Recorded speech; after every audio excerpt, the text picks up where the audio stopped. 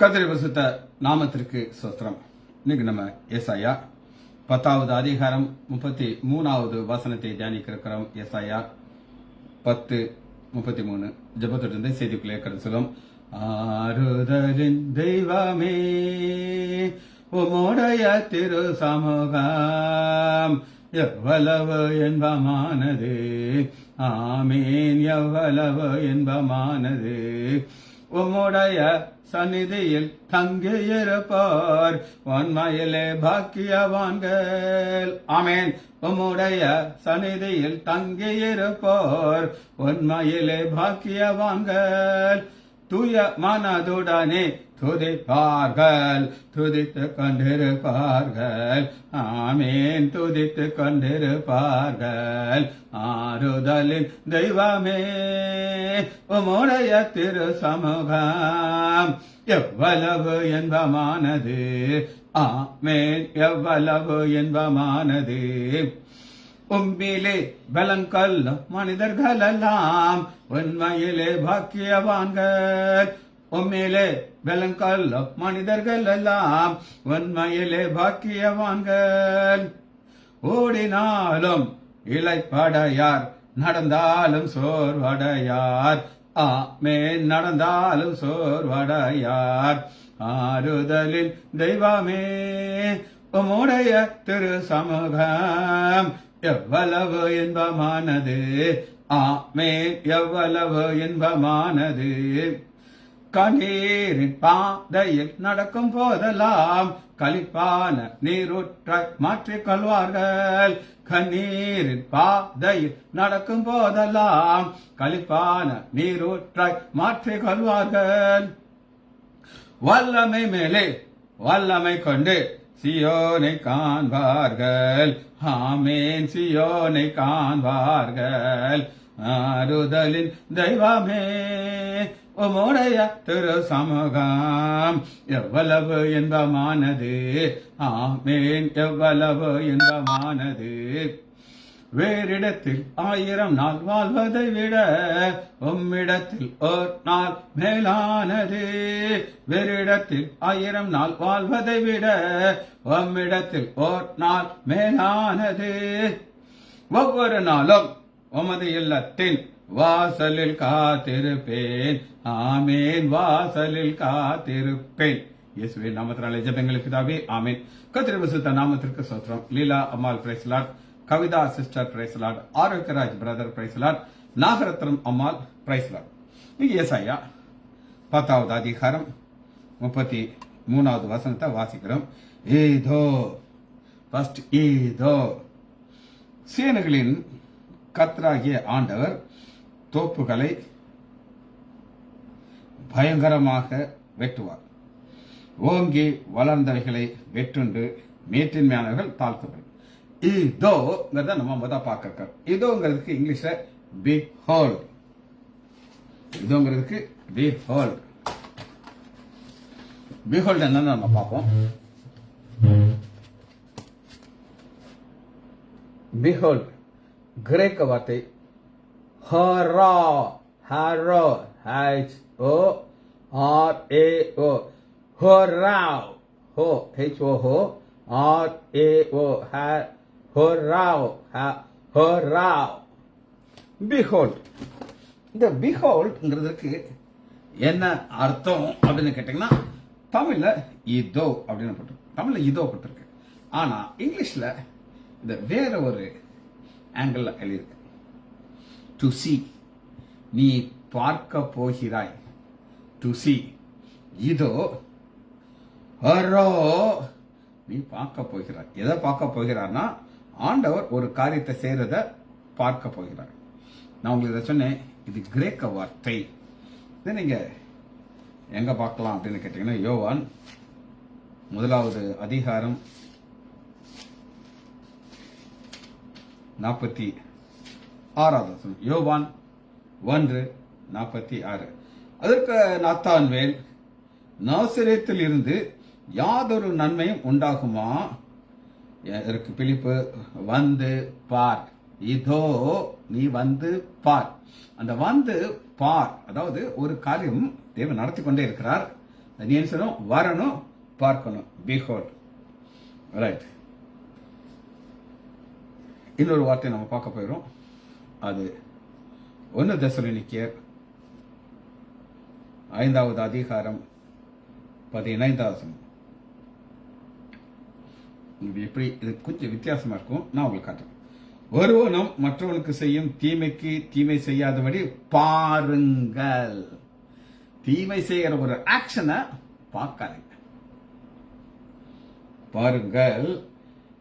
உங்களுக்குள்ளே மற்ற யாருக்கும் எப்பொழுதும் நன்மை செய்ய நாடுங்கள். பாருங்கள், நாடுங்கள். சரி, இதுக்கு இன்னொரு வார்த்தை இருக்குது. பிளாப்போ, ஹொரோ, பிளாப்போ. பி பற்றி பாருங்க. பி எல் இ பி ஓ, பிளாப்போ. மேல கோடு போ, பிளேப்போ, பிளேப்போ, பிளேப்போ. இது என்னன்னு பார்ப்போம். இது என்னன்னா, அந்த ஆப்பிள் பாடி பிளஸ் மென்டல் விஷன். பாடி பிளஸ் மென்டல் விஷன். மத்தேயு 13வது அதிகாரம் 13வது வசனம். மத்தேயு 13:13. அவர்கள் கண்டும் காணாதவர்களாகும். பிசிக்கலா பார்க்கறாங்க, மென்டலா பார்க்க முடியல. அதை நம்ம பிளேப்போ அப்படின்னு பார்க்கிறோம். கேட்டும் உணர்வு. காது கேட்குது, உணர்வு இல்லை. இருக்கிறபடியா நான் அவளை ஊமையாக பேசுறேன். அவங்க காண்கிறத கேட்கிறத உணர்வு இல்லை. இதுக்கு பிளேப்போ அப்படின்னு பார்க்கிறோம். சரி, அடுத்த இந்த வசனத்தை நம்ம பார்க்கிறோம். 10வது அதிகாரம் 33 வசனம். பயங்கரமாய். அதன் சொல்றாரு, பயங்கரமாகங்கிறதுக்கு டெரர். இதுவும் கிரேக்க வார்த்தை Phobos. Phobos, terror. PHO, Phobos, BOS, Phobos. இன்னொரு வார்த்தை இருக்குது, அது பி எழுதியிருக்கேன். ஃபோபோட்ரான், PHO BE ட்ரான். முதல்ல என்னன்னு பார்ப்போம். பயங்கரமாய், டெரரிஸ்ட். இதுல தான் வந்துச்சு. டெரர்ல இருந்து வரதான் டெரரிஸ்ட். இது என்னன்னு நம்ம பார்ப்போம். ஃபோபியோங்கிறது நான் உங்களுக்கு ஏற்கனவே இதை சொல்லியிருக்கிறேன். ஒரு ஃபியர். ஹைட்ரோஃபோபியா குறித்து ஏற்கனவே நான் உங்களுக்கு சொல்லியிருக்கேன். ஒரு பையன் வெறி நாய் கடிச்சு அவனுக்கு அந்த பாய்சன் உள்ள வந்துருச்சு. நான் மெடிக்கல் காலேஜில் இருக்கேன். நான் சின்ன பையன். அப்பா சொல்றாரு, நான் உனக்கு ஹைட்ரோஃபோபியா அப்படின்னு உனக்கு நான் காட்டுறேன். பாரு, புத்தகத்தில் உள்ளது கிடையாது. அந்த அம்மா மடியில் அந்த பையன் படுத்துக்கான். எங்க அப்பா ஒரு கிளாஸ் தண்ணி அவருக்கிட்டே போகல, தூரமாக சொல்றாரு, இதை அவனை தண்ணியை குடிக்க சொல்லுங்க. அந்த அம்மா தண்ணியை கிட்ட கொண்டாடுறாங்க. அவன் எந்திரிச்சு ஓடுறான் தட தடன்னு.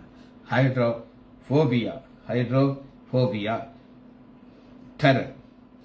ரோமர் 13வது அதிகாரம் 3வது. ரோமர் 13:3.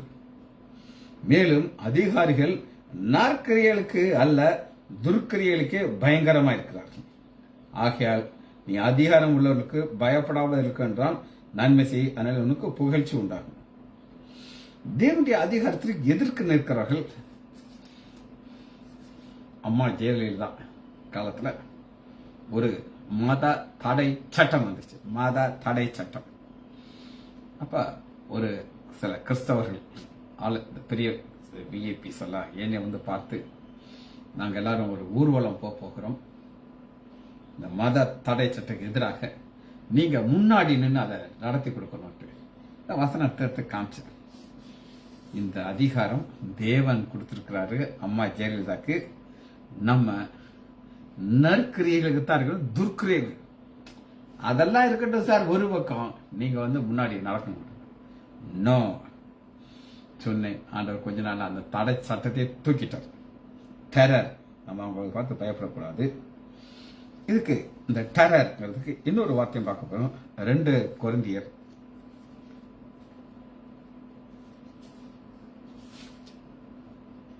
13 3வது அதிகாரம் 14வது வசனம். 2 கொரிந்தியர் 3:14.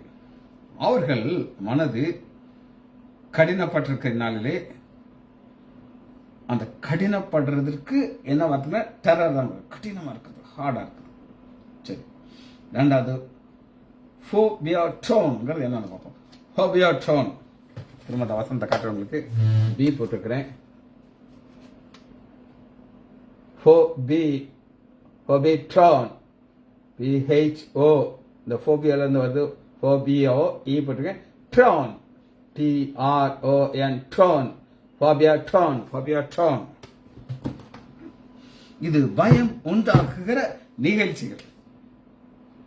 ஒருத்தர் பயப்படுறது, ஒரு சில நிகழ்ச்சிகள் நடக்குது. இது மகா உபத்திரவ காலத்துல நடக்கிற நிகழ்ச்சியில நம்முடைய ஆண்டவராகிய இயேசு கிறிஸ்து விளக்கமாக விளக்குகிறார். விளக்கமாக எப்படி விளக்குகிறார் அப்படின்னு கேட்டீங்கன்னா, லூக்கா 21வது அதிகாரம் 11வது வசனம். 21:11. பல இடங்களில் மகா பூமி அதிர்ச்சி, பஞ்சமிலும் கொள்ளனை உண்டாகும். வானத்திலிருந்து பயங்கரமான தோற்றங்களும் பெரிய அடையாளம். இது ஃபோபியாட்ரான். ஃபோபியோஸ் பயப்படுறது, தோற்றங்கள், பயப்படுகிற தோற்றங்கள், ஃபோபியாட்ரான். சரி, அடுத்த ஒரு வார்த்தை have been அப்படின்னு சொல்லி இங்கிலீஷ் இருக்குது. அது ஓங்கி வளர்ந்த மரங்களை பயங்கரமாக வெட்டுண்டு. இந்த வெட்டுண்டுங்கிறது இங்கிலீஷ்ல டு கட் டவுன். கிரேக்க வார்த்தை எக்காப்டோ.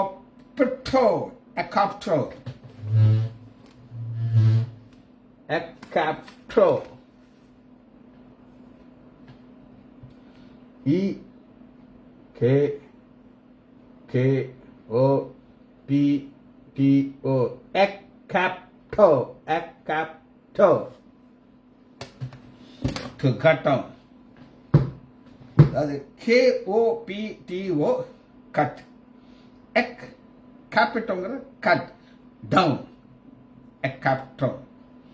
நமக்கு ரொம்ப ரொம்ப தெரிஞ்ச வசனம் மத்தேயு 3வது அதிகாரம் 10வது வசனம். மத்தேயு 3:10. இப்பொழுதே கோடாரியானது மரங்களின் வேறு அருகே வைக்கப்படும், ஆகையால் நல்ல கனி கொடுக்காத மரம்லாம் வெட்டுண்டு. வெட்டுண்டு. 7வது அதிகாரம் 19வது வசனம். மத்தேயு 7:19. நல்ல கனி கொடுக்காத மரங்கள் எல்லாம் வெட்டுண்டு அக்னியிலே போடப்படும். வெட்டுண்டு அக்னியிலே. இதுல இன்னொரு வார்த்தை இருக்குது. அது லாட்டோமியோ. LATOMIO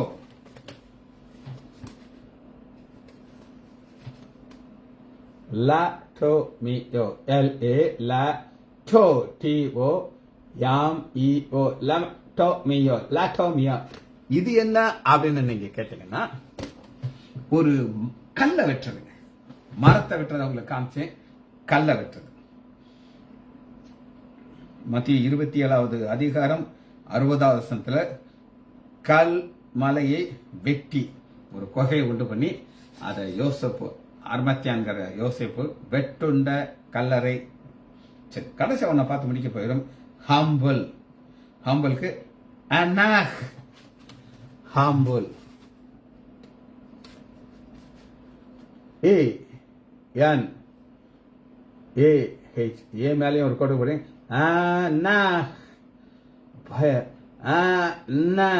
மேல ஒரு ஏ மேல ஒரு கோடு, என் ஏ மேல ஒரு 2 ஏ மேலையும் கோடு இருக்குது.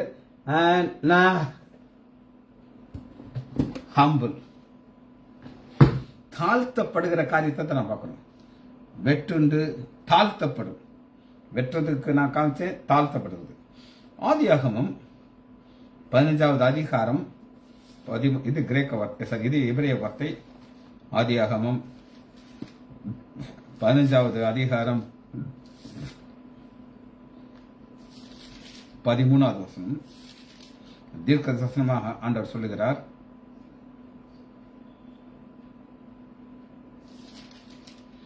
அப்பொழுது அவர் ஆபிரகாமை நோக்கி, உன் சந்ததியார் தங்களுக்கு அல்லாத அந்நிய தேசத்திலே பரதேசியா இருந்து அந்த தேசத்தை சேவிப்பார்கள். 400 வருஷம் அவர்கள் உபத்திரவப்படுவார்கள். ஆண்டவர்களை தாழ்த்துகிறார். தாழ்த்துறது தான் நம்ம பார்க்கிறோம், ஒரு கோயிங் டவுன். ஆதியாகமம் 16வது அதிகாரம் 6வது வசனம். அதுக்கு ஆபிரகாம் சாராளை நோக்கி, இதோ உன் அடிமை பெண் உன் கையில் இருக்கிறாள், உன் பார்வைக்கு நலமானது.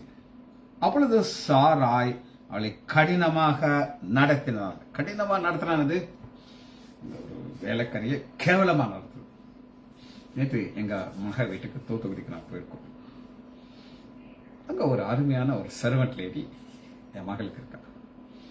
அவள்கிட்ட ஒரு யூடியூப்ல ஒரு லிங்கை காட்டிட்டா அப்படியே செய்ய கொடுத்தோம். எப்பா வாங்கப்பா, சர்வெண்ட் லேடி சாப்பிட்டத டேஸ்டா பாருங்க. ஏன் மனைவி அந்த பொண்ணை பார்த்து அக்கா அப்படின்னு கூப்பிட்டா ரொம்ப சேட் ஆயிடுச்சு. நீங்க பேரை சொல்லியே கூப்பிடுங்க, நீ அக்கான்னு நீங்க கூப்பிடக்கூடாது, ரொம்ப சின்ன வயசு அப்படின்னு அந்த பொண்ணு சொல்லுங்க. அதுக்கு எவ்வளவு சந்தோஷமா இருக்கும் பாருங்க. அதை தாழ்த்தாம இதுக்கு ஒரு மரியாதையான ஒரு வார்த்தையை சொல்லும்போது அதுக்கு ஒரு ஹாப்பினஸ். ஆனா சாரால் என்ன செய்யறாங்கன்னா கடினமாக நடத்துகிறாள். ஆகாய். சங்கீதம் 105:18 சங்கீதம் 105:18 யோசேப்பின் புராணனை உடுக்கிறார்கள். கையிலேங்கால இரும்பு விலங்குகளை போட்டு ஒடுக்கிறாள் நம்ம பார்க்கிறோம். சரி, லாங்குவேஜ் பார்த்தாச்சு. நீ வாசனத்துக்குள்ளே நம்ம போகிறோம்.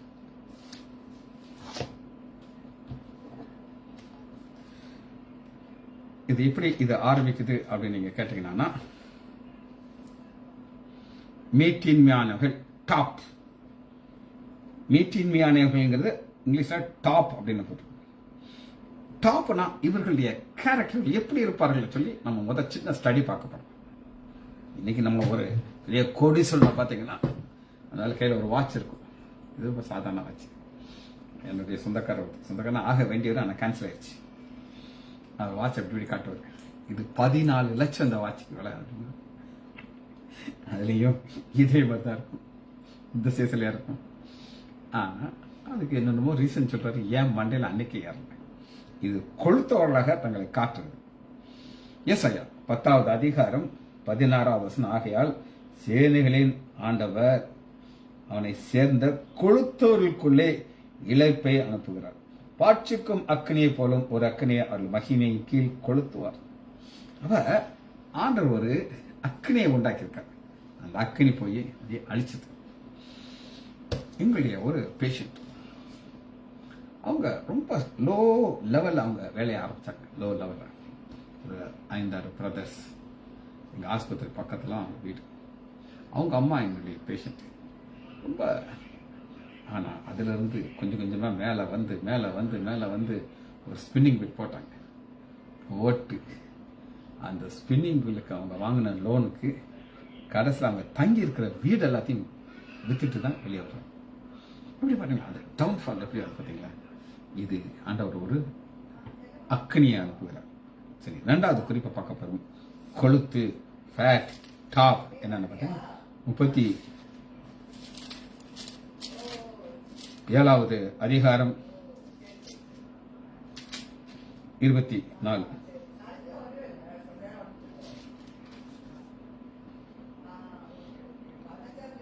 உன் ஆண்டவரை கொண்டு நீ உன் ஊழியக்காரரை கொண்டு நீ ஆண்டவரை நிந்தித்து.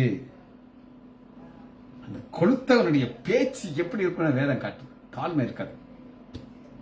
என் ரதங்களின் திரள் நாளே நான் மலைகளின் கொடுமுடிகளுக்கும் லிபனோன் சிகரத்திற்கும் வந்து ஏறினேன். அதன் உயரமான கேதுரு மரங்களையும் உசிதமான தேவதாரு விருட்சங்களையும் நான் வெட்டுவேன். உயர்ந்த அதன் கடைசி மட்டும் அந்த செழுமையானவர்களை மட்டும் வருவேன். இப்படி நான் சொல்றவன ஆண்டவர் என்ன செய்யறாருன்னா, ஒரு தேவதூதன் அனுப்புறாரு. 1,90,150 பேரை அழிச்சிட்டார். கொழுமையான பேச்சு, பவர்ஃபுல். நான் தான், என்னை மிஞ்ச ஆள் கிடையாது.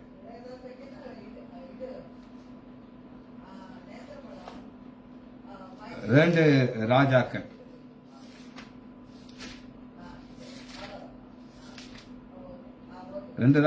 19வது அதிகாரம் 21 19:21. அந்த பேச்சுல ஆண்டவருடைய பிள்ளைகளை எப்படி சொல்றாங்க அப்படின்னு பாத்தீங்கன்னா, அவனை குறித்து கர்த்தர் சொல்லுகிற வசனம் அது, சீயோன் குமார்த்தியாகிய கன்னிகை உன்னை இகழ்ந்து உன்னை பரியாசம் பண்ணுகிறாள். எருசலேமின் குமார்த்தி உன் பின்னாலே தலையெடுத்துவிடும். நீ யாரை நீ நிந்தித்தாய், யாரை தூஷித்தாய், யாருக்கு உதவ எல்லாம் ஆண்டவர் பார்த்து உன் கண்களின் மேற்றுமையை நான் ஏற்படுத்த இதெல்லாத்தையும் ஆண்டவர் அளிக்கிறார். ஸோ அளிக்கிறது காரணம் 1 2 3 4 கான்ஸ்டன்ட் நமக்கு. ஆமோஸ் 2வது அதிகாரம் 9வது வசனம் 10:6-4. ஆமோஸ் 2:9. நானோ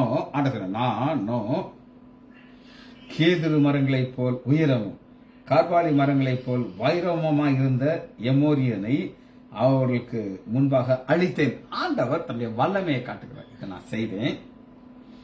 உயரமாயிருந்த அவனுடைய கனியையும் தாழ இருந்துபட்ட வீரர்களையும் அழித்து போட்டு. இது உங்களை நான் ஹேத்திலிருந்து வெளியில கொண்டு வந்த காரியத்தை ஆண்டவர் தன்னுடைய விளக்கத்தை காட்டுறார். சரி, இது 2 காரியம் நோங்கிறத நான் காமிச்சிருச்சேன். அடுத்து இந்த மேட்டின்மையான வகைங்கிறத இன்னும் கொஞ்சம் ஆழமான நம்ம பார்க்கணும். மேட்டின்மை வகைங்கிறது என்ன அர்த்தம்? ஏசாயா 2:11. நரனின் மேட்டின்மைகளின் கண்கள் தாழ்த்தப்படும், மனுஷன் வீராப்புகள் தனி, கர்த்தர் ஒருவே. மேட்டின்மையான கண்களை உங்களுக்கு ஒரு சம்பவத்தை சொல்றேன்.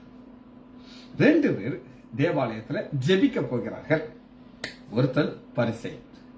அவனுடைய பெருமையெல்லாம் பேச்சில் பார்க்கலாம். நான் தசமாகம் கொடுத்தேன், அத்தா இப்படி பண்ணேன், அப்படி பண்ணேன், இப்படி போனேன், அப்படி. ஆனா அந்த ஆயக்காரன் கண்களை தேவாலயத்துக்கு நோக்கி பார்க்க கூட தன்களை மார்பிள் அடித்துக்கிட்டு, பாவியா இருக்கிற என்மேல் கிருபையா இருங்க ஆண்டவரே, ஆப்போசிட்டான காரியம். இது நரனுடைய மேற்றின்மையான கண். அந்த பெருமையை ஒரே நாள் ஆண்டவர் செய்வார், அழிச்சுவார். இந்த மேற்றின்மையான கரத்தை உடைய ஆண்டவரை குறித்து யோபு என்ன சொல்லுகிறார் அப்படின்னு கேட்டீங்கன்னா, அவருடைய புயத்தை பார்க்கிறார். ஆண்டவருடைய புயத்தை யோபு பார்க்கிறார். யோபு 40வது அதிகாரம் 11. நீ உன் கோபத்தின் உக்கிரகத்தை வீசி அகந்தனையெல்லாம் தேடி பார்த்து தாழ்த்தி பெருமையை கவனித்து பாருங்கிறாரு. ஆனா நீ எதை பார்க்கணும் அப்படின்னு கேட்டீங்கன்னா, உன்னுடைய பெருமையை பார்க்காத. 9வது தேவனுடைய புயத்தை போல் உனக்கு புயம் உண்டோ? அவரை போல் இடிமுழக்கமாய் சத்தமிடக்கூடுமோ? 8.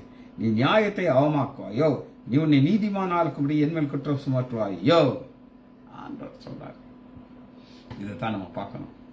ஆண்டவருடைய சமூகத்துக்கு முன்னாடி வரும்போது எவ்வளோக்கோளோ நீங்க உங்களை தாழ்த்துகிறீர்கள். உங்களை தாழ்த்தி தாழ்த்தி பாவியா இருக்கிற என்மேல் கிருபையா இருக்க ஆண்டவரே அப்படிங்கிற ஒரு வார்த்தை மட்டும் நீங்க திரும்ப திரும்ப திரும்ப சொல்லும் பொழுது ஆண்டவர் கிருபைகளை அள்ளி கொடுப்பார். ஒரு பெருமையுள்ளவன் ஆண்டவரை அடிச்சு அந்த பெருமையெல்லாம் புரிஞ்சு நீ ஒண்ணும் இல்லை அப்படின்னு ஒரு ராஜாவை ஆக்கினார். அதுக்கப்புறம் அவனுடைய வாயிலிருந்து வர வார்த்தைகள் மிக நேர்த்தியான வார்த்தையாக வருது. தானியேல் 4வது அதிகாரம் 37வது வசனம். என் மகிமைக்கென்று நான் கட்டின மகாபாபிலோன் அல்லவான்னு சொன்ன ஆண்டவர் அடுத்து ஒரு மிருகமா மாத்திட்டாரு. ஆனா அந்த தாழ்த்தின பிறகு அவனுடைய வாயில் வந்து வருகிற ஒவ்வொரு வார்த்தையும் ஒரு வித்தியாசமான வார்த்தை.